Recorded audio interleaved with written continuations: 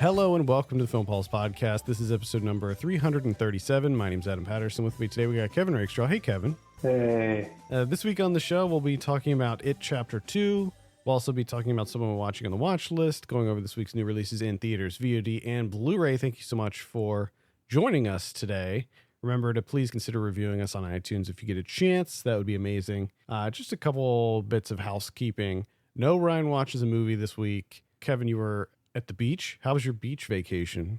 I was beaching it up. It's fantastic. Chilling, maxing, and relaxing? Oh my God, you have no idea. I need a vacation. So much free time. It's great. Reading books, eating out, drinking cocktails, laying on the beach. Oh, I'm jealous. Yeah.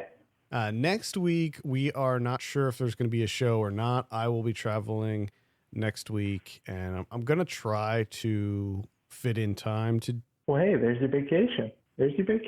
Not really, You're Pennsylvania. Yeah, buddy. It's like, I'll be in Pennsylvania for a few days, and it's, I don't know. I don't consider that a vacation. York Fair? York Fair? Yeah, I am going to the York Fair. I'm pretty excited about that. Hell yeah. With that, I think we can jump into our review. We're talking about It Chapter 2. I have a synopsis here. 27 years after their first encounter with the terrifying Pennywise, the Losers Club have grown up and moved away until a devastating phone call brings them back. This is directed by Andy Muschietti. Stars Jessica Chastain, James McAvoy, Bill Hader, Isaiah Mustafa, Jay Ryan, James Ransom, Bill Skarsgård, reprising his role as Pennywise, and then all the kids from the first one are in this as well. All them kids. Every single one of them. Now, Kevin, I remember last week when we talked about this, and you were bummed. You were like, I want more time with the kids. You didn't like that this one was 27 years later and they were grown-ups. Although you accepted it, you knew that that's what they did in the book, that's what they did in the original adaptation. So you knew that was coming. Yeah. But you would prefer to be spending more time with these kids. And I think most people would probably agree with you. Now that you've seen the movie, there's a lot of stuff in this movie featuring the kids. Yeah. Do you stand by your original statement of wanting more of the kids? Yes. Because what I get with the kids here just feels like a rehash. Like I don't 100% remember it, the original, the chapter 1, whatever. But it felt like a lot of scenes that I've already seen. Like it felt like they were the scenes in the first one, and we were just rehashing them. And I'm also not 100% sure what they did entirely with the kids, because there seemed to be a couple of scenes where were they using CGI on the kids' faces? Because they did not look real. Yeah, they definitely were. Now, I haven't looked this up, so I don't know what the story is behind that. And I'm glad that you brought that up because I was going to. They did something. I don't know if maybe the kids grew up and their voices changed and they were doing something with the voices, but they definitely did something, especially with Eddie. I really noticed it with Eddie. Yes, Eddie and Ben. Yeah. Because there was times where Ben's whole head was glowing orange, and it was just I don't think that's right. That's not healthy.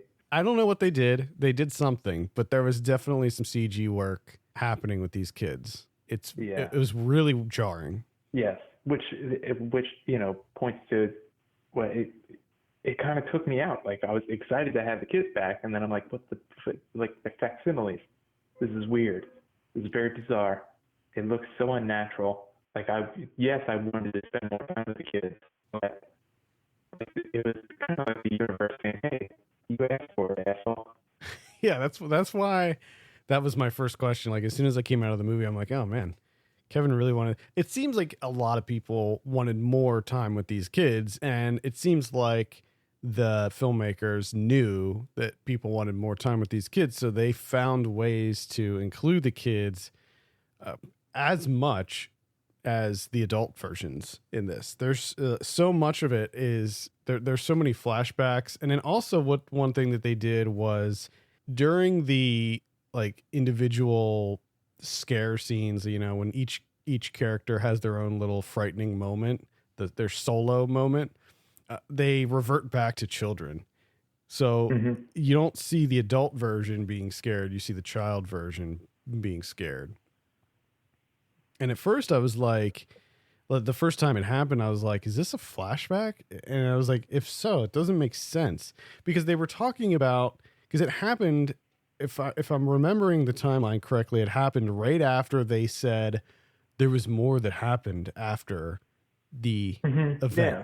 So I'm like, so I was thinking that we were seeing more of what happened after they defeated Pennywise the first time. And I'm like, well, if they defeated Pennywise, why are they still getting scared? Why are these things still happening to them?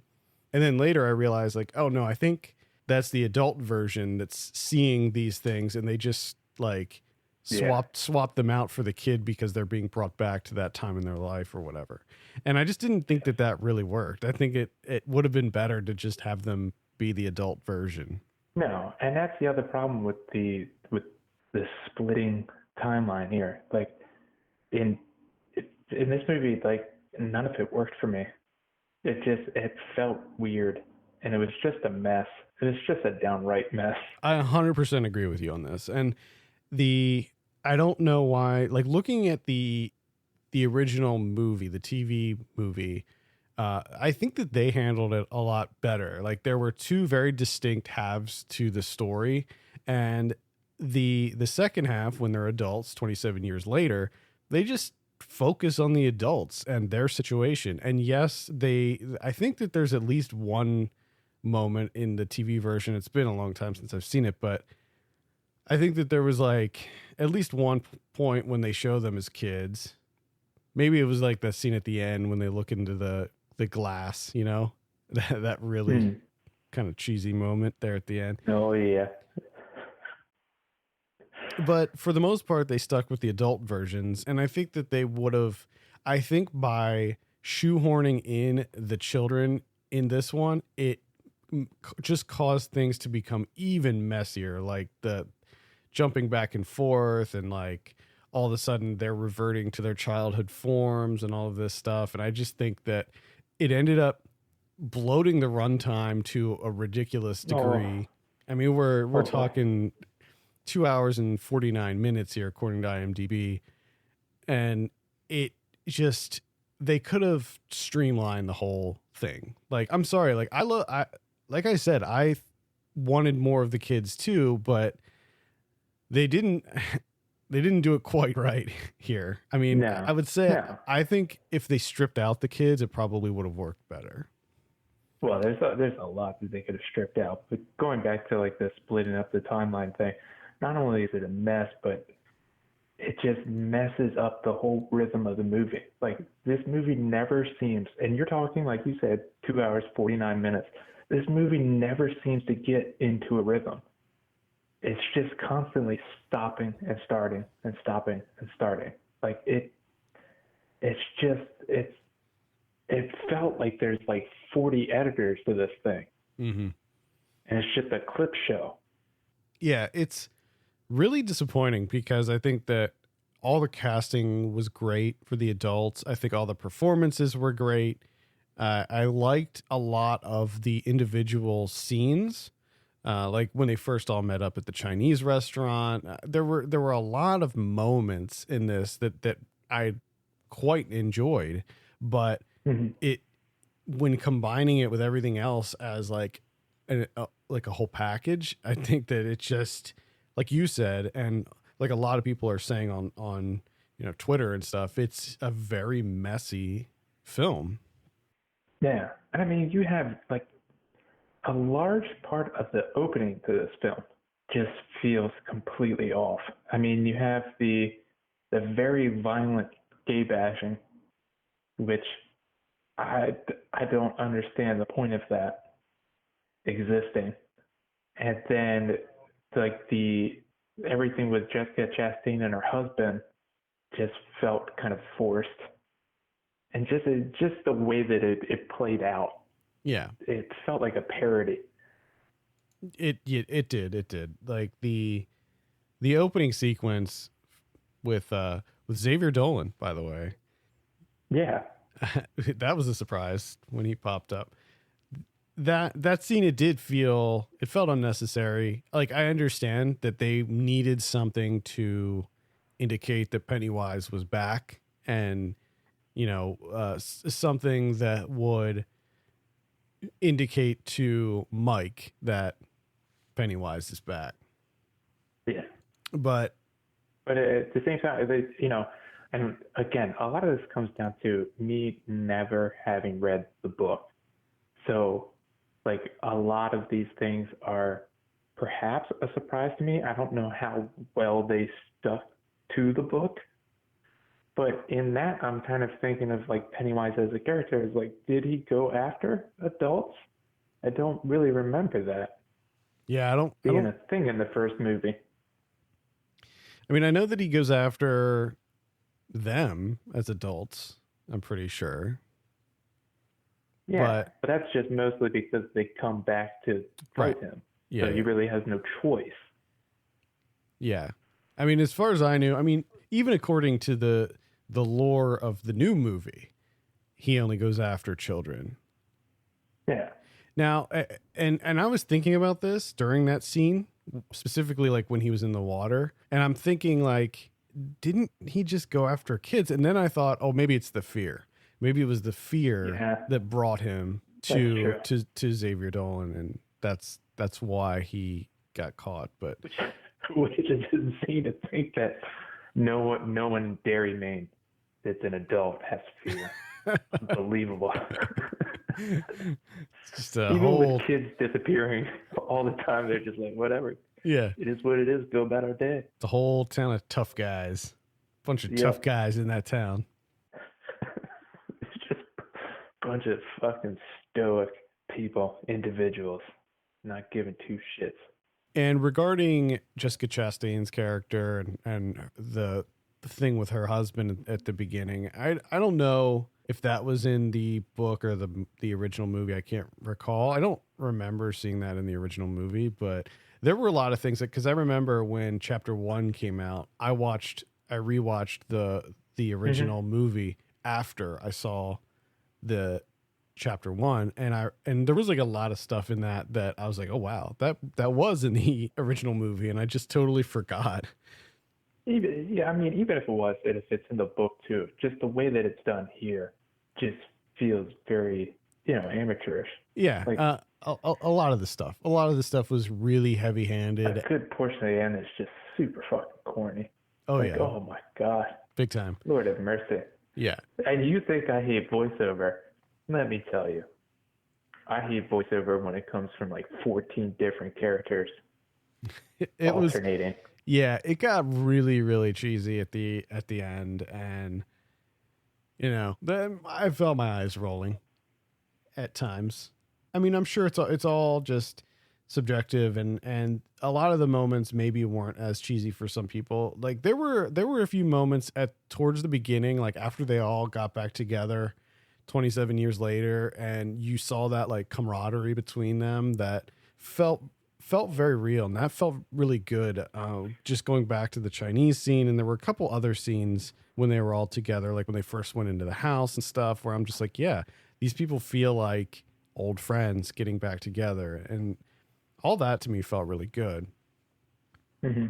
But then, of course, for every one of those scenes, there was another scene where it was just like it didn't quite work, and it felt really ham-fisted. And I mean, I want to just clarify that the scene with Jessica Chastain and her husband, I didn't think that it was something that shouldn't have been in the movie or anything like that. I mean, I understand what they were going for with that scene, and I just felt like the execution of it was not very well done. No, the execution of it is terrible because it's just the way in which I don't know who plays her husband, but like his side of the dialogue, oh man, it felt like a soap opera, but bad, even worse. It felt like such an exaggeration. I think that you could, and maybe they did this in the original film, is allude to that happening to her in the future, rather than showing it. Yeah. Which let's get to something else here too, because we talked runtime a couple times. We mentioned it. 2 hours. 49 minutes, like you said, according to IMDb. And how much Pennywise is there? Very, very few. Very few moments. And how often is Pennywise substituted for some just really lackluster monster ideas? Yeah, this was one of the biggest disappointments for me was the scare moments. They were not nearly as effective this time around. I thought that it worked so much better. I rewatched chapter 1 last week just to refresh myself, and the horror moments were just so much more effective in the first one. This one, It was like there's a slight creepy buildup, then you have the loud, jump scare noise, and then CG monster like comes towards the screen. And let's be honest, like for me, I'm speaking for myself here, but those CGI monsters were kind of goofy. They were cartoonish. Yeah, they looked like cartoons. They were not well done. It was not the level of realism on them was like not. It was just non-existent. They looked really bad. I mean, they would have looked fine if this was a video game or something, but in this movie, I think it would have been creepier, like for the leper scene, for instance. Now, this is a character that's in the first one as well, but for some reason, I think that the way that they handled that scene in the first one compared to this one, it just worked better. For the leper scene, you could have easily got somebody and dressed him up in makeup, and made him creepy.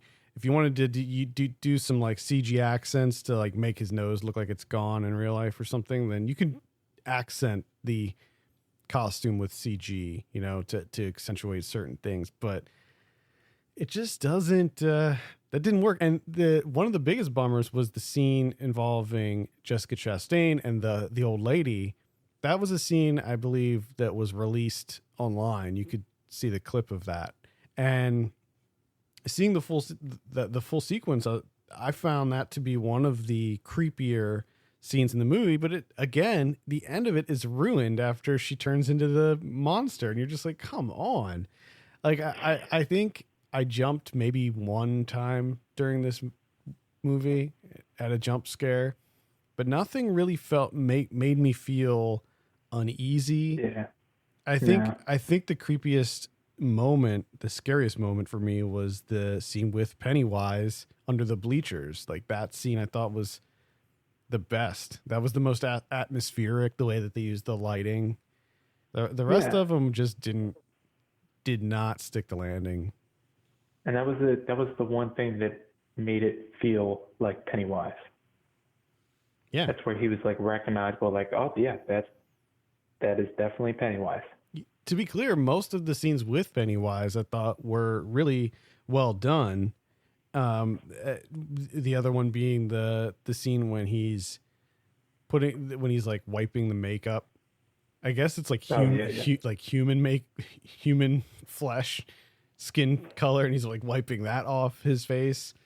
Sort of like that scene in Batman, the '89 Batman, when Jack Nicholson puts on the flesh colored makeup and he's wiping it off.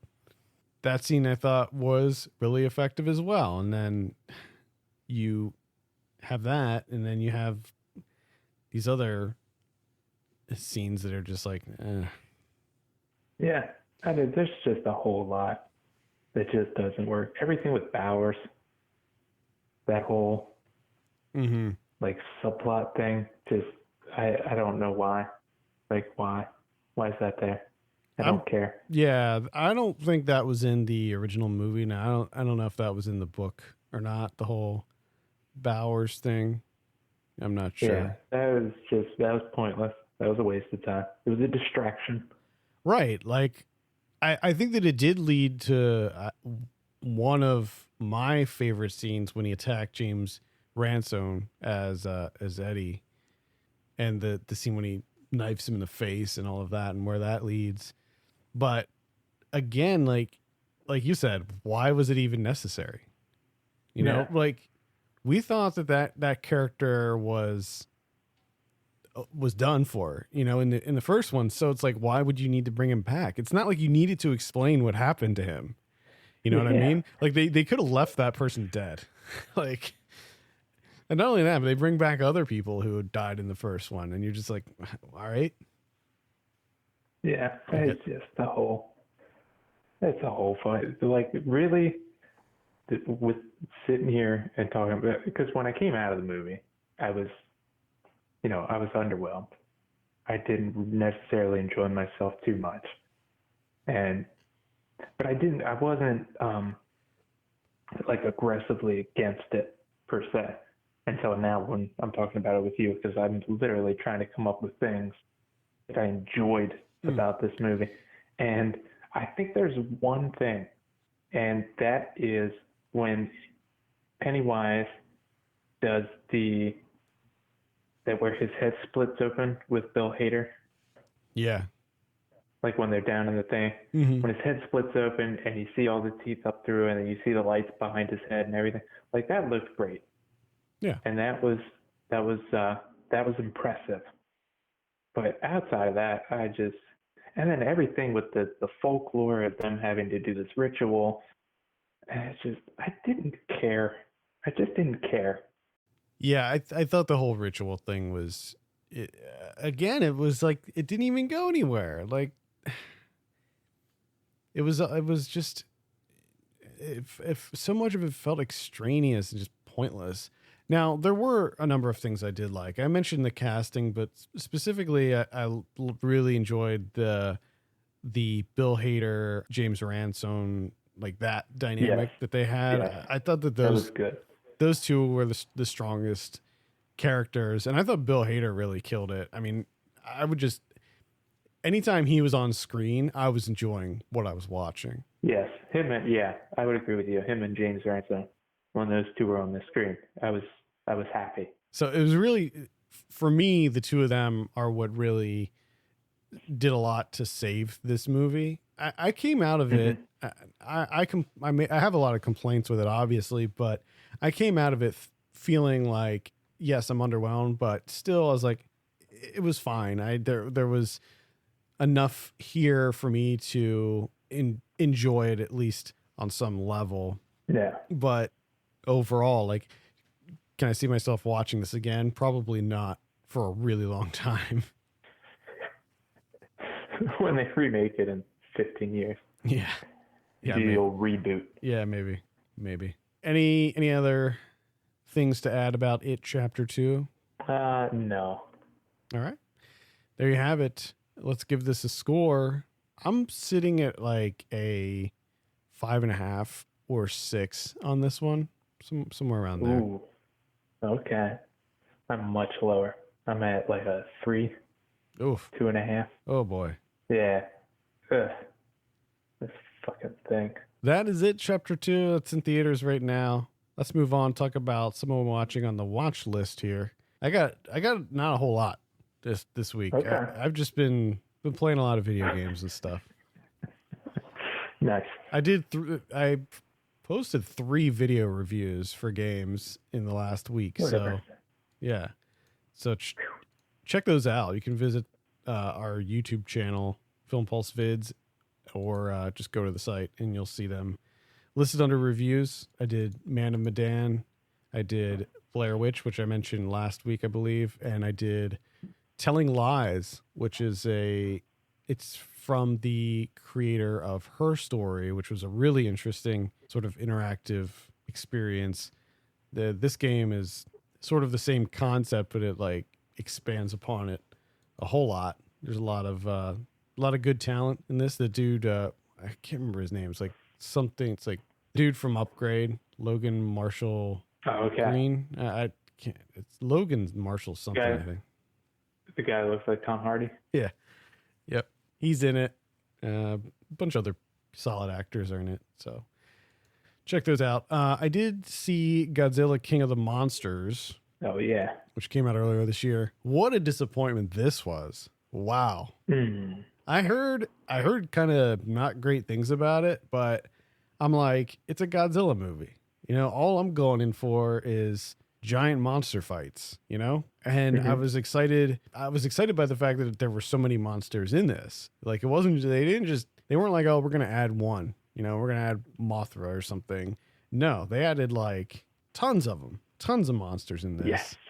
And The so wall-to-wall monsters. Yeah, so I was kind of excited about it, but man, what a lackluster experience this was. The fights are fine. They're all at nighttime. You can't see a goddamn thing. Love it. That drives me insane. Why just have one, just do a few of them in the day? And worse yet, it's raining for most of the fights. So it's even harder to see what the hell's going on. Like I agree, have some of them at nighttime, so that you can show off that awesome charge up thing that Godzilla likes to do, where it starts to glow, and the lights go up the tail and up the back. Show that, but have some of these in the daytime, for God's sake. It's not a very good looking movie. I mean, one of the things that I enjoyed about the last Godzilla movie was I thought it was actually quite good looking cinematography wise. This one is just really bland, not very interesting at all visually. The characters are lame. There's nothing going on in the story. It feels so cookie cutter, and I just didn't enjoy myself at all during this. So I can't recommend Godzilla King of the Monsters. I really hope that they fix what they did with this movie. I mean, it's really the beginning of something a lot bigger. So I'm hoping that the next one, which I believe is going to be the Godzilla versus King Kong movie, I hope that they fix that. Probably not. I think Adam Wingard. That's my guess. I think Adam Wingard is doing the next one. That's my gut feeling. Is they gonna fuck it up more? I don't know. I think they could rebound. We'll see. We'll see. We'll see. This one's not very good. I saw something that was good, which is, I guess, I want to say consider it a classic. I would imagine that's an American Werewolf in London. Yeah, I consider it a classic. John Landis, 1981. Yeah. Apparently, I've never seen this movie. I just figured I did, but turns out I have not. This is currently available on Amazon Prime. Early on in this movie, a lot of concern on my part because it has David Naughton and Griffin Dunne, and they're kind of doing this like European trek or whatever after college, whatever the hell you want to call it, Vision Quest, whatever the fuck it is. And they're going through England here, and I just had this sneaking suspicion. I'm like, you know what? They're gonna kill Griffin Dunne, and I'm gonna be stuck with this David Naughton fucker because he's incredibly bland. And I had this feeling that it was gonna happen, and I was more concerned about that than like the actual werewolf showing up and murdering people. And the werewolf does show up and murder people, and much to my disappointment, to my dismay, he kills Griffin Dunne and not David Naughton. And then I'm stuck with David Naughton for the rest of the goddamn movie. But in spite of that, it's still pretty damn good. The effects, which I've always seen, like in clip shows, like when they're talking about like special effects in movies and shit like that, the transformation sequence, all the effects are great. And I was kind of surprised about how bloody and grisly it is. Yeah. Like I didn't know anything about his nightmares where like the demon monster show up in army fatigues and murder his entire family. I didn't know that was a thing. That was I wasn't ready for that. Let's be honest. That kind of caught me by surprise. But everything with Jenny Agutter's nurse character, like that whole thing, I guess, which existed to keep him in London, it was so weird and ridiculous. The fact that the dude wakes up naked in the zoo and he comes home and he's like, I woke up naked at the zoo. And she's just like, oh, glad you're back. And she, at that point in time, she even knew that, like, hey, yeah, he might be a werewolf. This might actually be legit. So let me know when you see him. And she's just like, oh, whatever. She just moves on with her life. It's like, I don't know. It's just, there's certain sections of this movie where it seemed like they had no idea what to do. So they're just like, fuck it. We'll just move on. But overall, I recommend it. Pretty damn good for a werewolf movie, Yeah, I wanna revisit this sometime in the near future, maybe for Halloween. The only other stuff that I've been watching is the Rambo movies, so I decided that I'm gonna rewatch the Rambo series in preparation for Last Blood coming out. Now, I've always been a fan of the Rambo movies. When I was a kid, I loved Rambo. I was like obsessed with Rambo. And I don't even know that. I mean, I guess maybe I saw some Rambo movies when I was a kid, but I never really remember it. I think that there was a cartoon show, though. And I think maybe that's why I loved Rambo so much. And there was like action figures and stuff. It's weird because this is not something that I've known about you. It's kind of surprising. Yeah, I was like obsessed with Rambo. I can't imagine Little Adam. Oh, yeah. Little Adam. Rambo. Little Adam was like, I love G.I. Joe and Rambo. I had like a whole Rambo costume. I had like the red bandana and the giant fake knife and stuff like that. And I remember I had like some guns too. Like there was I don't know if it was a whole play set or what, but I remember this was before toy guns looked fake. So I remember the gun that I had looked very real. The Rambo gun. So yeah, the Rambo series is, I mean, honestly, all the movies are not great, but they're still a lot of fun. It's funny because in Rambo 2 or I think it's called Rambo First Blood Part 2, he's going up against, he goes to Vietnam and he's fighting the Viet Cong and Russia in that one. And in Rambo 3, he's fighting the Russians again, this time in Afghanistan. So he's basically teaming up with the Taliban to get to fight. He fights a whole Russian army in one scene. And then in Rambo 4, which was the last one that came out in, I think, 2008, he went to Myanmar. And in Rambo 1, though, in First Blood, he's just fighting freaking David Caruso and what's his name? He's just fighting like a couple of dudes in this like backwater town. And I just think it's funny how it ramps up so quickly. Like he goes from fighting a bunch of sheriff's deputies in some like podunk town to fighting armies. Fighting full-on countries. They're all pretty decent. I mean, I actually liked the new Rambo movie, the 2008 one. I know a lot of people weren't into that one, but I quite enjoyed it. I haven't revisited that one just yet, but I probably will. Certainly before the new one comes out. It's also funny. I posted something on Twitter. If you listen to the end credit theme song for First Blood Part 2, it's sung by Frank Stallone, and it is the most amazing song ever. Yes. Also, First Blood Part 2 is co-written by Sylvester Stallone and James Cameron. So Brian Dennehy, that's who he fights in First Blood. For some reason, his name was escaping me. So he fights Brian Dennehy and David Caruso. That's it. Like, I think I could win that fight. And there are a couple other dudes too that he fights. It's like the premise. It's a long stretch from, armies.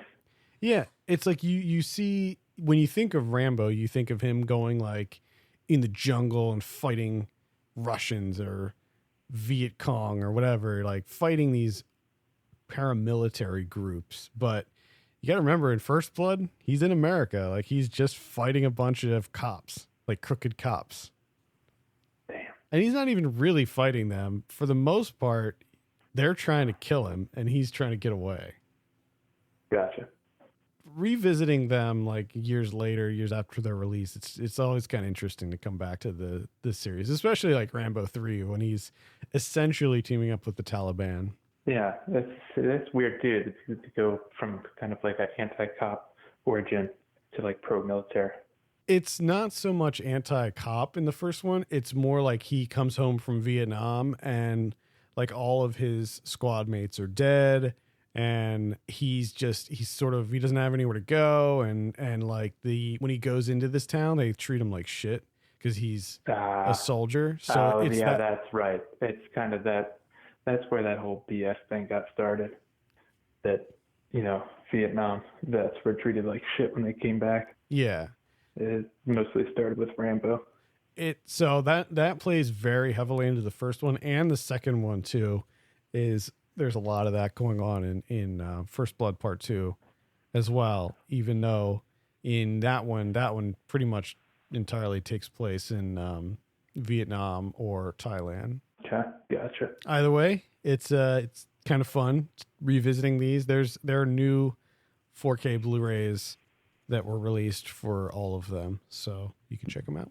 Okay, so I have one other one I was able to watch. This isn't out yet, and I guess it essentially exists in two different ways. So there is like an exhibition style where it's shown on 3 channels. I guess a screen on the left, screen on the right, screen in front of you. The way that I saw it is a single channel, which is, streaming on the internet. And that's the Giverny Document, directed by Jatovia Gary. And this is like a 40-minute experimental film.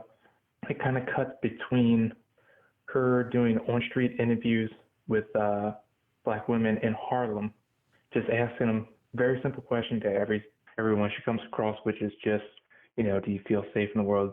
Do you feel safe in your body? Just candid on-street interviews. And then the opposite of that is Monet's Gardens in Giverny, which has like footage of him painting, and then that's also cut with images of her in the actual gardens themselves.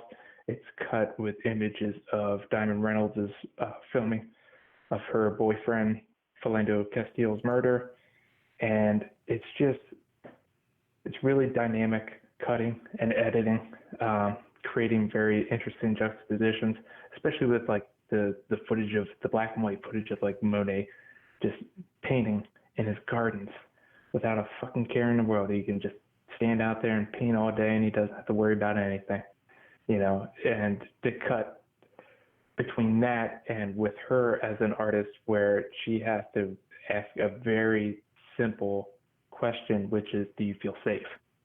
Which I'm sure is something that Monet probably never thought of in his entire life, because he had entire gardens at his disposal.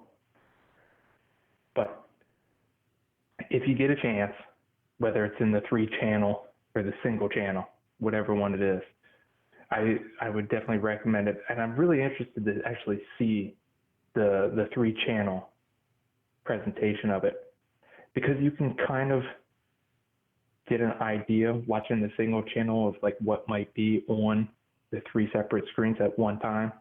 But I'm not, I have no idea. I can only guess. So with the single channel, it just periodically cuts to the other channels? It's just cut like a regular film. You know what I mean? But you're thinking of it in a museum setting. Right. I can kind of visualize, what the 3 screens are showing by the way that it's cut. But again, that's just speculation on my part. It might be a completely different experience. I don't know. This sounds very intriguing. Indeed, it is. It's good. It's good stuff. Okay, and that's the Giverny Document single channel. Single channel. Keep an eye out for that. Who knows what maybe that'll be on Mubi or something. Yeah, hopefully it'll get picked up somewhere. All right, let's take a look at what we have in theaters this week. On the 11th, we have Chained for Life. Yeah. I know you're pretty excited about this one. It's the one directed by Aaron Schimberg. Been waiting. Yeah, this is stars Jess Wexler and Adam Pearson. Beautiful actress struggles to connect with her disfigured co-star. I think you're working on a review for that one, right? I sure am. Wow. Don't remind me. Whoa. Kevin working on a review. I'm working on like 7 right now, and it's not going well. I'll just say that. Been there. Let's see. And then on the 13th, we have The Goldfinch. I don't know. What do you think? Are you interested in this? Not entirely, no. I know my wife is though, so I might be seeing it. I don't know. I'm actually not too interested in it either, but we'll see. All right, we also have Brittany Runs a Marathon. This looks pretty funny. Looks like a lighthearted comedy. I like Jillian Bell, so we'll probably give this a look at some point. All right. Hustlers is coming out. This is not to be confused with The Hustle that came out earlier this year. Oh, yes. Yeah, this is the one with Constance Wu and Jennifer Lopez. I don't really have an opinion on this one. It's got quite a cast. It does. Freaks is coming out. This is one that I would recommend checking out. I would recommend going into this as cold as possible. Like, not even a synopsis for this one. Just go straight in. It's directed by Adam Stein and Zach Lipovsky. I talked about this. I think it was Fantasia Fest that I covered it. Yeah. Okay. Yeah, I remember. This is with the creepy ice cream guy. Yeah. Mr. Snowcone, Bruce Dern, Mr. Snowcone. Yeah, I recommend checking this out. It's pretty interesting. Monos is coming out as well in limited release. This is the one from Alejandro Landes. Yes, I am. I'm looking forward to this one. I've heard good things. Yeah, it looks pretty cool. Depraved is coming out. That's the Larry Fessenden one. I would recommend that one as well. The Weekend is coming out, and I believe that is it for theaters. Good number of things. There's a decent number of solid films there. Yeah. Lots to check out this week. Let's see what we have on VOD. On the 10th, we have Investigation 13. That's a horror movie. We have Helmington. That's a horror movie. We have Arctic. That's a horror movie. We have Perfect Skin. That's a horror movie. We have Bathroom Stalls and Parking Lots. That is not a horror movie. Oh, okay.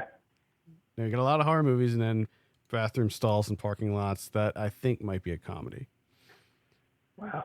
On the 11th, we have In the Shadow of the Towers, Stuyvesant High. This is a documentary that's on HBO. It's going to be on HBO about a high school that was near the World Trade Centers. And I think it interviews former students of that school, and they talk about their experience during 9/11. And then on the 13th, we have 3 Days with Dad. That's a comedy. Scarborough. That is I'm not sure what that is. I think it's a drama involving teachers. We have Haunt. This is a horror movie that is actually this one's worth keeping an eye on. It's from the guys who wrote A Quiet Place. And I enjoyed this one. This is one to keep an eye out on. Riot Girls. This is another one that I would give probably a light recommend to. It takes place in this sort of post-apocalyptic world where adults have all died, so it's only kids left. Okay. And there's like different factions, so you have like the kind of punk rock kids in one faction, and then you have the jocks, the varsity kids in another faction. It's not necessarily anything we haven't seen before, but it's pretty well executed. Okay. And that's pretty much it for VOD. On Blu-ray this week, we have John Wick Chapter 3 Parabellum. I would highly recommend checking this out if you haven't already. Holy crap. Wick 3, back at it. The Blu-ray is actually pretty decent too. There's a lot of behind-the-scenes stuff and making of featurettes and stuff. No audio commentary though, which is a bit of a bummer. Really? Yeah, I would love to hear, Keanu Reeves and the director Chad Stileski. I would love to hear them get more into the nitty-gritty about making the movie. Now, fortunately, the behind-the-scenes stuff does go over a lot of that stuff. Like, there's pretty much a featurette for every big set piece in the movie, and then also there's featurettes on like the new characters and the lore, like the new things that they added to the lore and all that stuff. So it's all pretty much covered in the featurette, in the bonus content, but I'd still like a commentary. Casino is getting a 4K release. Now, speaking of 4K releases, Disney is going wild with 4K releases this week. So just strap in. There's new 4K releases of Ratatouille, Finding Nemo, Finding Dory, Inside Out, Cars, Brave, Aladdin, the animated one, The Good Dinosaur. What else do we have here? A Bug's Life, Monsters University, Monsters Inc., Up, The Incredibles, Wreck-It Ralph, Cars 2, and I think I might have got all of them. A lot of Disney Pixar stuff getting 4K releases this week. I'm not sure why. They might be just like re-releases of stuff. They might be trying to like offload some of their excess inventory while preparing for their Disney Plus thing. One final push of that physical media before they stop. Make it all scarce. Yeah. The Dead Don't Die is coming out. Cool. Yeah. If you haven't seen that yet, light recommend for me. Paranormal Activity 6 movie collection. They made 6 Paranormal Activity movies. Can you imagine like binge watching those movies? That'd be like, that'd be rough. I'm sure you'll do it at some point in time. I don't think so. I foresee in 16 years' time you revisiting that series. Maybe. They're just not as fun as some other series, though. Gotcha. Looks like the Santa Claus is also getting a new collection with the Santa Claus 1, 2, and 3. Yes. I know you've been really wishing for that. You fucking know. Arctic is also coming out in June from 2015. The Great Wall from 2016. And Split is getting a new version on Blu-ray for some reason. I don't know what's different about it. And that's pretty much it. What about Criterion's this week? Oh, we have one Criterion. That's the Cloud Cap Star from 1960, directed by Ritwik. The Talk. This is a 2K restoration. This is not 4K. It's only a 2K. All right. And the special features are a little slim. I mean, there is a new conversation between two filmmakers. There's a stills gallery, and there's some new subtitle translations. But that's it. All right. I forgot to mention that Wall-E and Tangled are both coming out as well. Fuck Christ. The live-action Aladdin is also coming out. Good Lord. And there's a 5-movie Jurassic Park collection that's coming out too. That's in 4K. Good God. It's interesting. It says Jurassic World 5-movie collection. Now, to me, it seems like, I mean, I guess it makes more sense because you're dealing with more than just Jurassic Park. You're dealing with the other parks as well. True. But also, I feel like Jurassic Park is a more recognizable name than Jurassic World. Yes. So, I don't know. I mean, it's cool. It's cool. I would think that you would go. You gotta go Jurassic Park. That's how everyone knows it. Exactly. And the cover of the Blu-ray uses the Jurassic World logo, which we all know is not nearly as cool or iconic as the Jurassic Park logo. Correct. So, man, I don't know what they were thinking there, but fucked it up. That's what they did. I'm not sure that all of them are on. It's a 10-disc set though, so Jesus. Yeah, 5 movies, 10 discs. So if you're a Jurassic whatever fan, check that out. Get over to your Best Buy. Get over to your local Sam Goody. It's $375. Out of curiosity, I'm wondering how much how much this is. It is too much. It's 68.66 on Amazon. That's not bad. Okay. No, that's not for 10 discs. Yeah. I can't imagine. I think that Godzilla box set that's coming out on Criterion is like $250. Yeah. I mean, that's a bit different. It is. Yeah. I mean, there's a lot more included in that. You know, they hired an artist. Yeah. For every single, which is incredible. Yeah. I love it. I'm going to get that, by the way. Like, you got to. How do you not? I decided that I will be making that purchase. You have to. Even if they send me one for free, that'd be awesome. But I'm gonna buy it regardless. So. Well, then you gotta get rid of the other one. You gotta do a sweepstakes type deal. Yeah, if they give me one and I buy one, then I'll certainly give one away. And then you can give it to me. That'd be cool.